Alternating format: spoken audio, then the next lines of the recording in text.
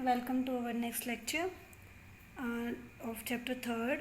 Last lecture में हमने क्या स्टडी किया? जो हमारा लास्ट लेक्चर था, we studied about the combination of resistance. Means resistance can be connected in series, this is series combination, and resistance can be connected in parallel, this is parallel combination. Clear? In series net resistance R1 R2 and in parallel net equivalent resistance is 1 upon R1 plus 1 upon R2. ठीक है, ये हमने last lecture में पढ़ा था. We did some few numericals on the basis of this topic. Okay, देखो बेटा, अब लेट अस कंसिडर हमारे पास एक ये सर्किट है.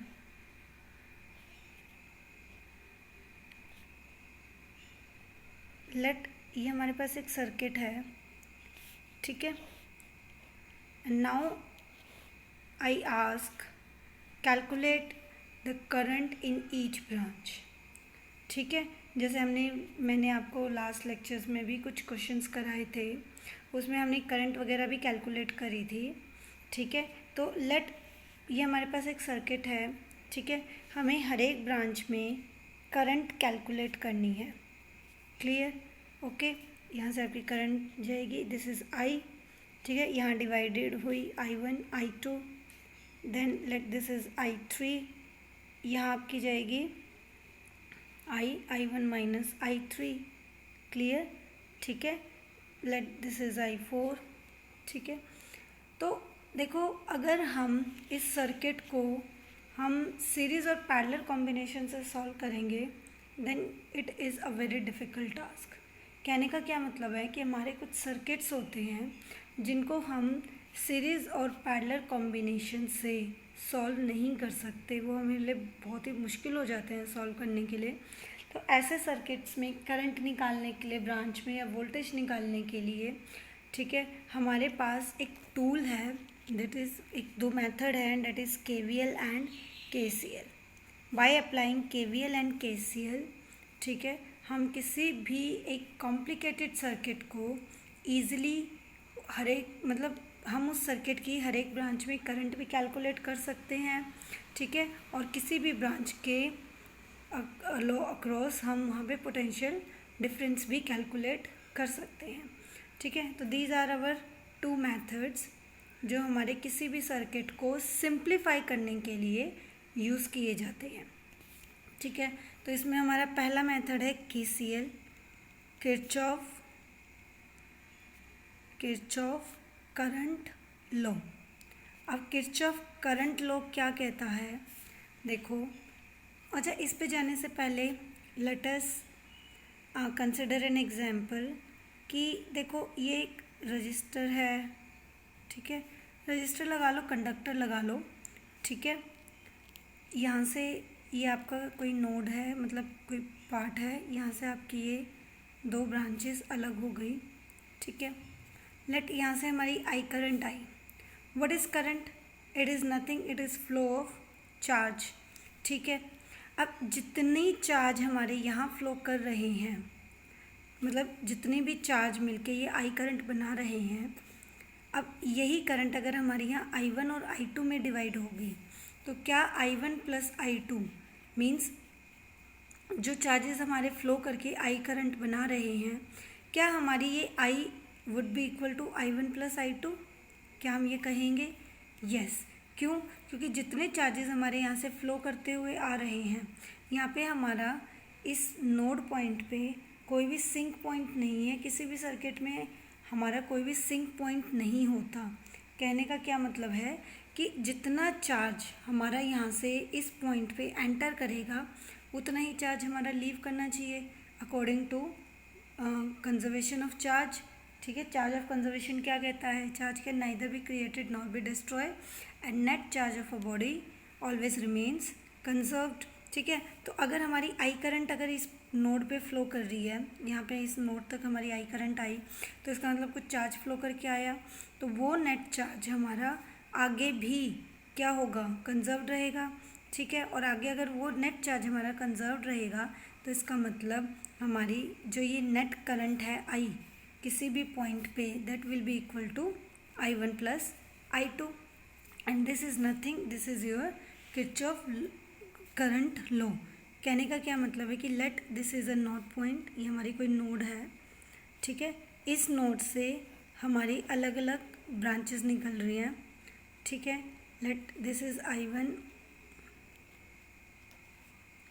This is I1, I2, I3, I4, I5, ठीक है। ये नोड पॉइंट है। नोड पॉइंट मीन्स, मतलब मैं नोड पॉइंट यहाँ क्या बोल रही हूँ बेटा, नोड पॉइंट का मतलब है कि जहाँ पे आपकी किसी भी सर्किट में अलग अलग ब्रांचेस आके मीट होती है, इकट्ठी मीट वहाँ पे एक पॉइंट पे मीट करती हैं, ठीक है। अभी मैं एक सर्किट भी बनाऊंगी, उसमें आपको सब क्लियर हो जाएगा कि लेट ये आपका कोई नोड पॉइंट है, ठीक है। तो according to KCL, net current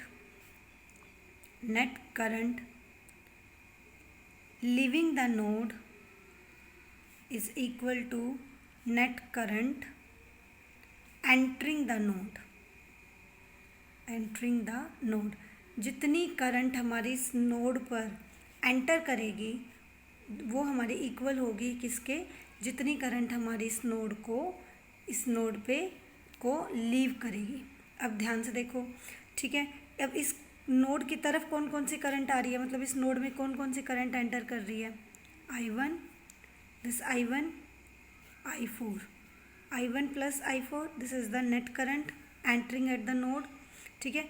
leave कौन कौन कर रही है, I2, I3, I5, तो this I1 plus I4 will be equal to I2, I3, I5, this is your KCL।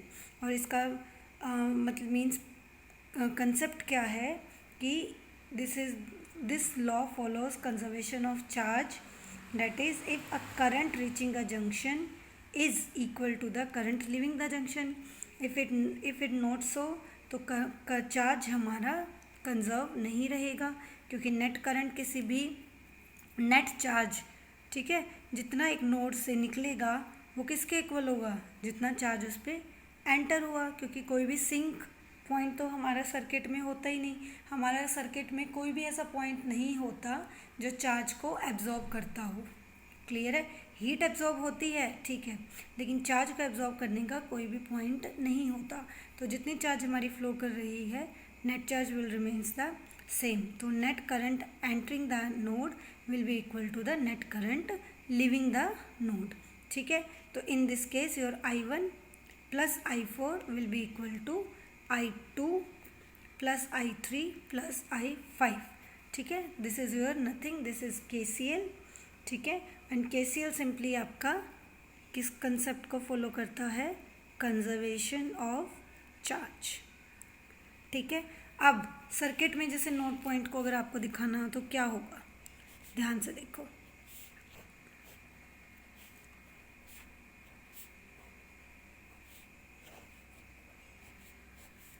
Late ये आपका कुछ इस तरह का सर्किट है। अब इसको हम सिंपल ओम्स लॉ अप्लाई करके नहीं सॉल्व कर सकते, ठीक है, क्योंकि ये बहुत ही हमारा कॉम्प्लिकेटेड सर्किट है। अगर अब हमें सर्किट पे सॉल्व करना है तो हमें KCL या KVL लगाना पड़ेगा। That is an another thing, I am just explaining the concept. Let ये बैटरी है, ठीक है, यहाँ से करंट आएगी, लेट दिस इज I, ठीक है। ये करंट यहाँ डिवाइड हो गई I1 प्लस I2 बिकॉज दो both are connected in parallel. अब ये I1 करंट यहाँ पे I3 और I4 में डिवाइड हो गई, ठीक है। तो अब आप कैसे करंट निकालोगे, हमें अलग अलग ब्रांचेस में अलग अलग है। तो एक देखो, ये क्या हमारी एक नोड बन गई। नोड क्यों बन गई, क्योंकि यहाँ पे अलग अलग ब्रांचेस आके क्या कर रही हैं, मीट कर रही हैं, ठीक है। ये एक नोड है सर्किट में, ये एक नोड है, ठीक है। तो this is also, this is not a node because it is ये कंटिन्यूस है, जो करंट इसमें सेम है।